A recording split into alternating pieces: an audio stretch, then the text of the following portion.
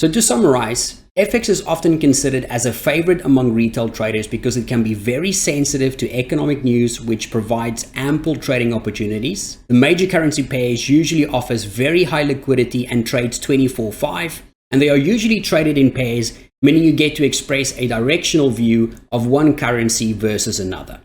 Let's move on to the next asset class, which is of course commodities. Commodities are some of the oldest traded assets in the world. Think of things like gold and oil and silver and even coffee. However, most of us won't ever go out and buy a barrel of oil, but we can still participate in its price fluctuations through CFDs. Now, there are three main types of commodities. The first one is metals. Now, metals consist of things like both precious metals as well as base metals. Precious metals would be things like gold and silver, with gold being a favorite haven play for many traders when geopolitical risk starts ramping up. And then we also have things like base metals, which includes copper and iron, which tends to be very influenced by global growth expectations.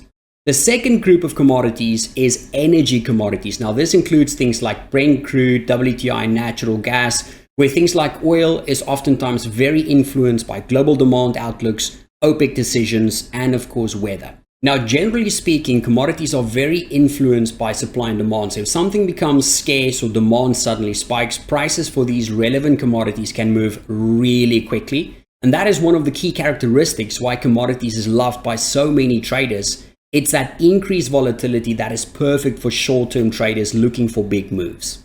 Now, the next asset class we'll discuss is equity indexes or indices. Now, apart from FX and commodities, major indices is definitely another favorite among retail traders. For most retail traders, trading individual stocks can be a little bit overwhelming because there are just so many things that you need to keep an eye on. That's where indices comes in. Because instead of trading just one individual company, you get to trade a whole basket of companies piled all together. That's basically what an equity index is. It's just a basket of top performing companies representing a specific country or economic sector.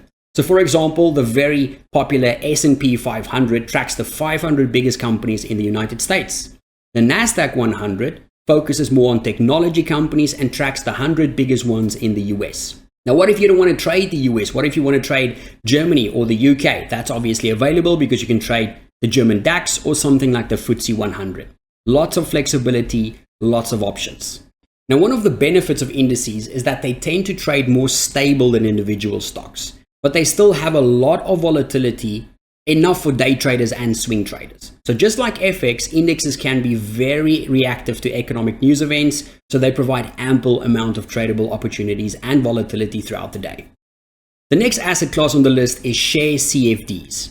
Now, when most people think about the markets, this is probably what comes to mind, right? The idea of buying shares in big companies like Apple or Microsoft or Google, etc. For investors who buy actual company shares, the idea is usually to own a small piece of ownership in that company, right? Because maybe the investor believes in the product, or they want long-term growth, or they're looking for dividends, or maybe they just like the company management. Now, as a CFD trader, the great news is that you're not really worried about any of that because you won't be owning the actual shares in the company. You are only interested to profit from the price moves. So whether you think the stock price will go down or up, you can trade both ways with CFDs. Now, stock prices can move for all sorts of things: earnings reports, new product launches, changes in leadership, or even global economic news. But out of most of the drivers, it's the quarterly earnings season when companies report results that usually creates a lot of volatility for traders to take advantage of. This is especially true for the big 7 technology stocks like Google, Microsoft, Apple, Amazon, Meta, Tesla, and Nvidia, who together make up close to 60% of the market cap for the NASDAQ 100 index. What does that mean? It means watching these names around their earnings releases are especially important, not just for share traders, but also for traders trading things like the NASDAQ or the S&P, because big moves in any one of these big names can create moves in the indexes as well. The next asset class is one that probably needs no introduction, and that is cryptocurrencies. The most popular, of course, being Bitcoin, but the list of cryptocurrencies available to traders has grown substantially over the past few years, There are many things that traders likes about crypto.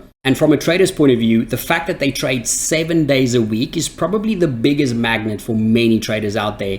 This means traders can trade this any day of the week, even over weekends when other traditional markets are closed. The other massive magnet for crypto traders is the insane amount of volatility in this asset class. I mean, it's not strange for these assets to move double digits in just a couple of hours.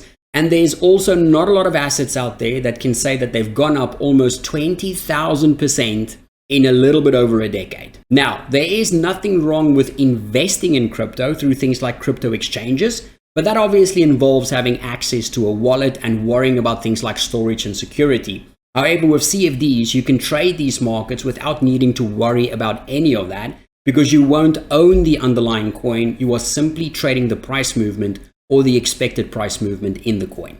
The last asset class we'll just quickly mention here is bonds. This one is normally a little bit under the radar for most retail traders, but even though you might not be trading bonds directly, it's still an asset class worth keeping an eye on because bonds influence everything from currencies to stock prices, even commodities. I mean, rising yields can push up a currency like the US dollar, while falling yields often boost things like equities, right? So understanding bonds or bond yields can help you to understand the bigger picture across other major asset classes as well.